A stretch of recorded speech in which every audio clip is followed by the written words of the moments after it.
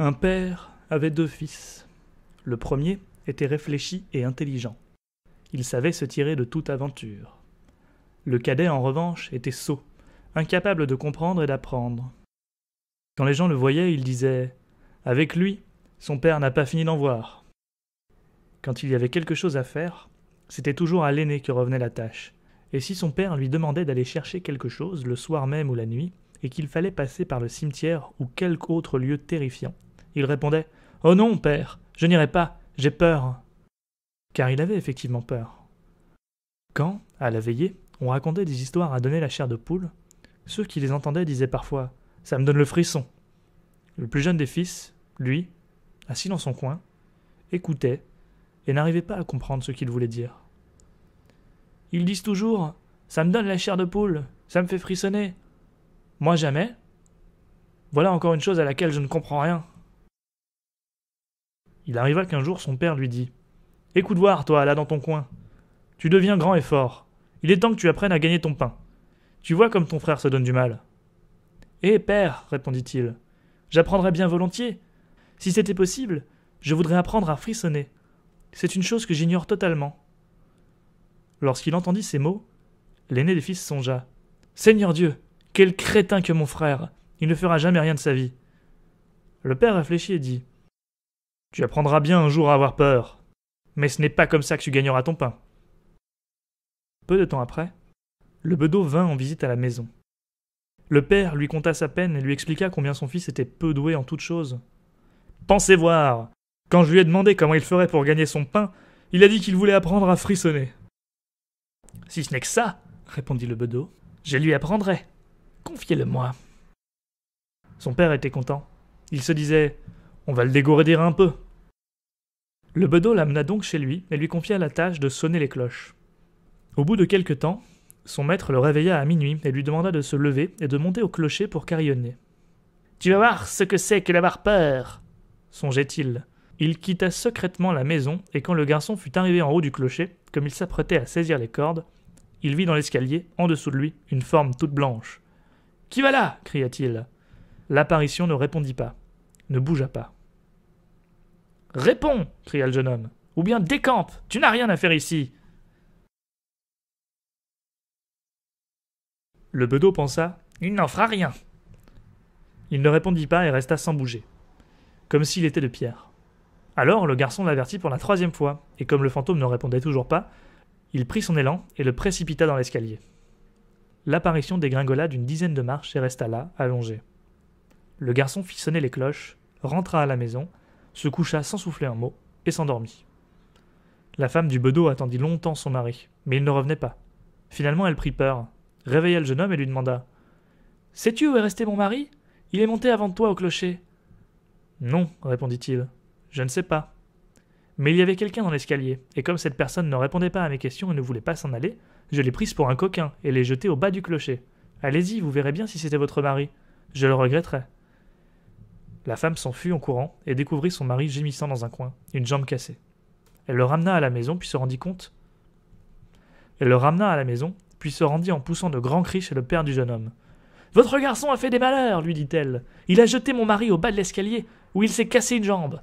Débarrassez notre maison de ce vaurien. » Le père était bien inquiet. Il alla chercher son fils et lui dit « Que sont ces façons, mécréants ?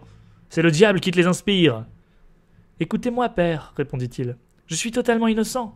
Il se tenait là, dans la nuit, comme quelqu'un qui médite un mauvais coup. Je ne savais pas qui c'était, et par 3 fois, je lui ai demandé de répondre ou de partir. »« Ah, dit le père, tu ne me feras que des misères.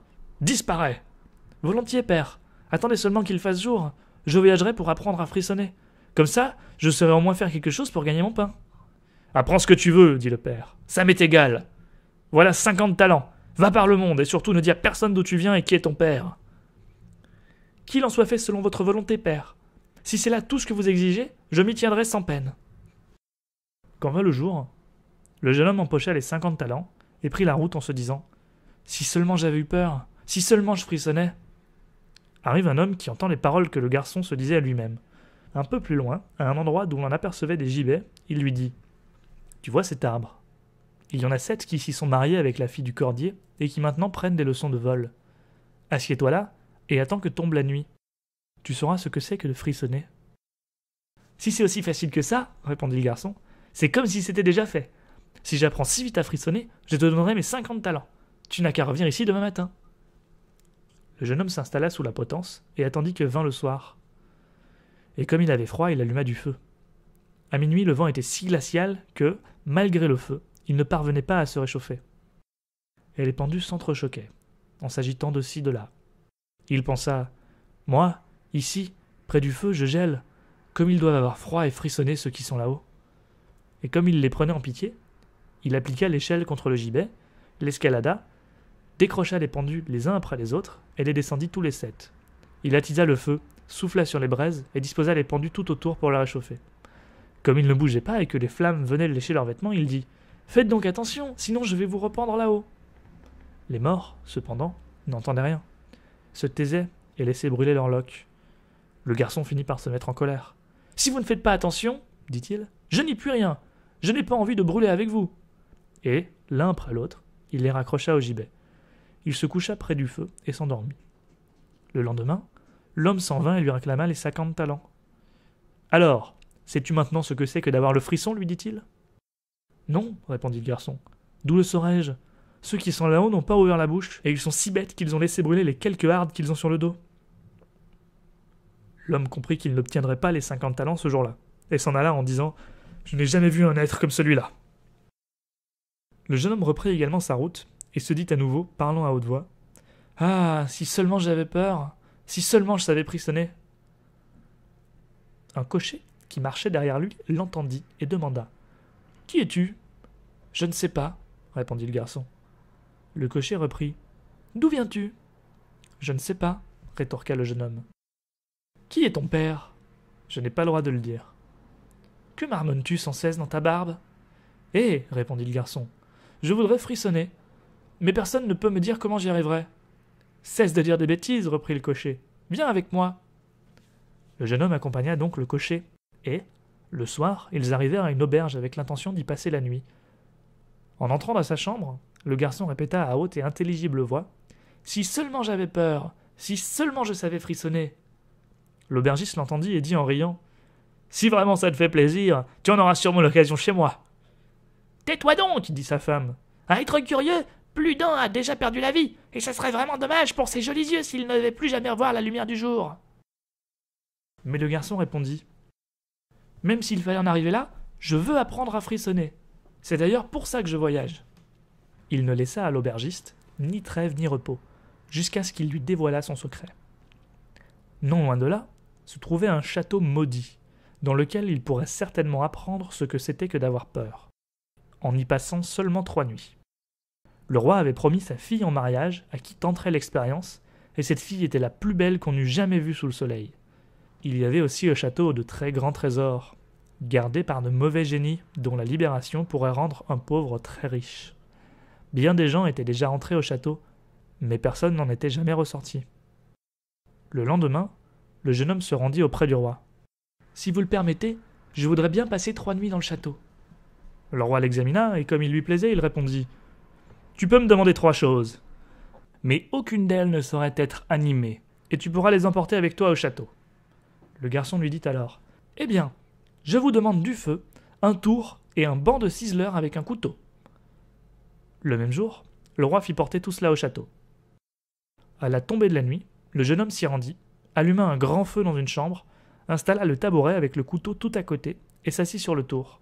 « Ah, si seulement je pouvais frissonner, dit-il, mais ce n'est pas encore ici que je saurais ce que c'est. » Vers minuit, il entreprit de ranimer son feu, et comme il soufflait dessus, une voix retentit tout à coup dans un coin de la chambre.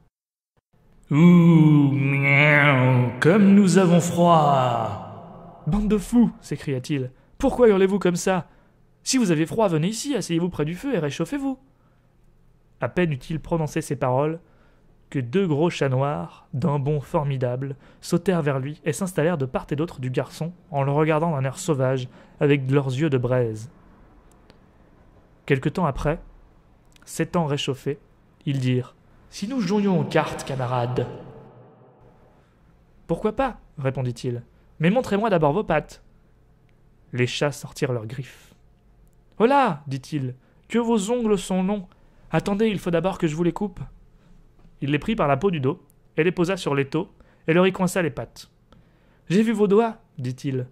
J'en ai perdu l'envie de jouer aux cartes. Il les tua, et les jeta par la fenêtre dans l'eau d'un étang. À peine s'en était-il ainsi débarrassé, que de tous les coins et recoins sortirent des chats et des chiens, tous noirs, tirant des chaînes rougies au feu.